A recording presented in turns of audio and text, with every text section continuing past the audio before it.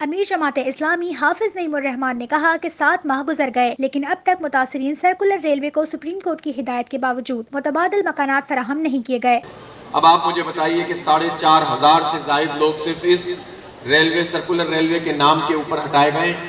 جن میں سے صرف اس ضلع وسطی میں یہ آپ کی قائد اعظم کالونی ہو گئی، غریب آباد ہو گیا، موسیٰ گوٹ ہو گیا، واحد کالونی ہو گئی، اسی طرح جو ہے وہ حسین اس طرح کے سارے، انہی کے اوپر دیکھ لو تو 1100 لوگوں کو بے گھر کر دیا گیا۔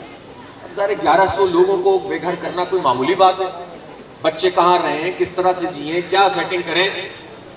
تو یہ ایک بدترین صورتحال ہے جس سے ہمارے حکمران ہمیں دوچار کرتے ہیں۔ سپریم کورٹ کے فیصلے پر عمل ہونا چاہیے اور متبادل فراہم کیے بغیر کسی کو ہٹانا سپریم کورٹ کے فیصلے کی توہین بھی ہے، اس کی خلاف ورزی بھی ہے اور اس کے خلاف جماعت اسلامی جدوجہد کرے گی۔ Public add committee Jamaat Islami Karachi کے تحت متاثرین سرکولر ریلوے سے اظہار یکجہتی و امدادی پروگرام کے حوالے سے قائد اعظم کالونی غریب آباد نصر ریلوے پھاٹک میں لگائے گئے کیمپ سے خطاب کرتے ہوئے حافظ نعیم الرحمان نے کہا کہ جن لوگوں نے رشوت لے کر ریلوے کی زمین پر آباد کاری کی ان کے خلاف کارروائی کی جائے۔ ایک مکمل ایک فرسودہ نظام ہے جس میں ہوتا یہ ہے کہ لوگوں کو لا کر ایسی جگہوں پر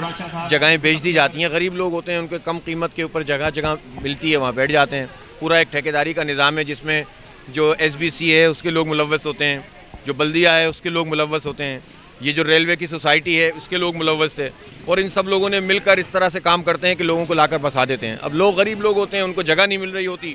تو وہ چھوٹی چھوٹی قیمتوں کے اندر وہ جگہیں لے لیتے ہیں، پھر وہ اپنے آپ کو بسا لیتے ہیں، ان کی سیٹنگ بن جاتی ہے۔ پھر ایک سہانی صبح ان کو خیال آتا ہے کہ سب کو خالی کرا دو، وہ ان کو خالی کرا دیتے ہیں، وہ بے گھر ہو جاتے ہیں، جو کچھ چھوٹا موٹی ان کی کمائی ہوتی ہے برباد ہو جاتی ہے، اور اس طرح ایک پوری آفت کے اندر ہزاروں لوگ مبتلا ہو جاتے ہیں۔ میں سمجھتا ہوں کہ اس پورے گورکھ دھندے کو ختم کرنے کی ضرورت ہے، اور سب سے پہلے وہ لوگ کہ جنہوں نے لا کر ان کو بسایا تھا ان کے گھر توڑو نا جا کر، جنہوں نے کروڑوں روپے کی رشوتیں کھائی ہیں ان پہ تو کوئی ہاتھ نہیں ڈالتا، ان کو تو کوئی نہیں پکڑتا، ان کی تو سب کی سیٹنگ ہوتی ہے، اور یہ غریب لوگ جو ہیں آ کر پھنس جاتے ہیں۔ حکومت عوام سے ٹیکس تو لیتی ہے لیکن عوام کو سہولیات فراہم کرنے کو تیار نہیں۔ لوگوں کو گھر، علاج اور تعلیم فراہم کرنا حکومت کی ذمہ داری ہے۔ جب عوام کسی حکومت کو ٹیکس دیتے ہیں تو ان کا یہ حق ہے کہ ان کو چھت فراہم کی جائے، نعرے نہ لگائیں جائیں کہ اتنے کروڑ چھت دے دیں گے، اتنے کروڑ گھر دے دیں گے، اتنے لاکھ گھر دے دیں گے، بلکہ ان کا کام ہے کہ وہ کام کرتے ہوئے نظر آئیں اور لوگوں کو چھت فراہم کریں۔ ہمارے بچوں کا یہ حق ہے کہ ان کو تعلیم ملے، معیاری تعلیم ملے، مفت تعلیم ملے اور برابر کی تعلیم ملے، غریب اور امیر کی بنیاد کے اوپر فرق نہ کیا جائے۔ الحمدللہ جماعت اسلامی کے پاس اس شہر کی بلدیہ، اگرچہ کہ پوری بلدیہ پہ ہمارا کنٹرول نہیں ہوتا تھا، ہمیں تو یہ سب وزراء جو آج میئر بنے ہوئے ہیں کہتے ہیں کہ ہمیں اختیار نہیں ہے، یہ وزیر بلدیات تھے اور نعمت اللہ خان کو کام نہیں کرنے دیتے تھے، اور جو منصوبے ہوتے تھے ان کو آگے روکتے تھے۔ اب تو ہم ان کے لیے کہتے ہیں کہ ان کو اختیار دو، ہم کہتے ہیں کہ شہر کی جو بلدیہ ہے اس کو ایک گورنمنٹ ہونا چاہیے،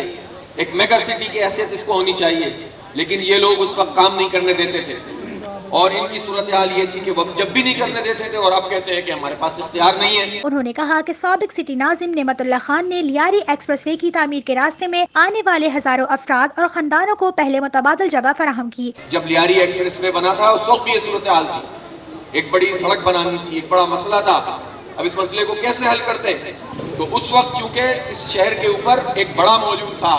جماعت اسلامی کا الحمدللہ ہاتھ تھا، نعمت اللہ خان تھے، یہ ٹاؤن ناظم تھے فاروق نعمت اللہ صاحب، اسی طرح ہمارے تمام لوگ کونسلرز اور ناظمین سب جگہ موجود تھے۔ انہوں نے کہا ہم ایسے نہیں ہٹانے دیں گے، نعمت اللہ خان اڑ گئے اور انہوں نے کہا میں ایسے نہیں کسی اپنی بستی کو، چاہے وہ نالے پہ کیوں نہیں بیٹھا ہوا، وہ نالے پہ اس لیے بیٹھا ہوا ہے کہ اس کو گھر حکومت نے فراہم نہیں کیا، حالات نہیں پیدا کیے کہ جس کے نتیجے میں لوگ صحیح جگہ پر رہ سکیں، تو اس لیے میں نہیں ہٹانے دوں گا جب تک کہ ان کا پورا کا پورا جو ہے وہ سروے نہیں ہوتا۔ سروے کے مطابق سروے ہوا ایمانداری کے ساتھ، پھر لوگوں کو جو ہے وہ کمپنسیشن دی گئی، پیسے دیے گئے، چیکس دیے گئے ایمانداری کے ساتھ، پھر اس کے بعد ان کو پلاٹ دیے گئے، اور پوری لیاری ایکسپریس سے جو سوسائٹی ہے وہ بسی، اور وہ اس طرح سے جا کے لوگوں کو بسایا کہ سڑکیں پہلے بنی، پانی آیا، بجلی، یہ سارا انفراسٹرکچر بنانے کے بعد لوگوں کو جا کر وہاں پر بسایا گیا۔ عزت اور احترام کے ساتھ آج لیاری ایکسپریس وے بھی چل رہا ہے اور لوگوں کو گھر بھی ملے ہوئے۔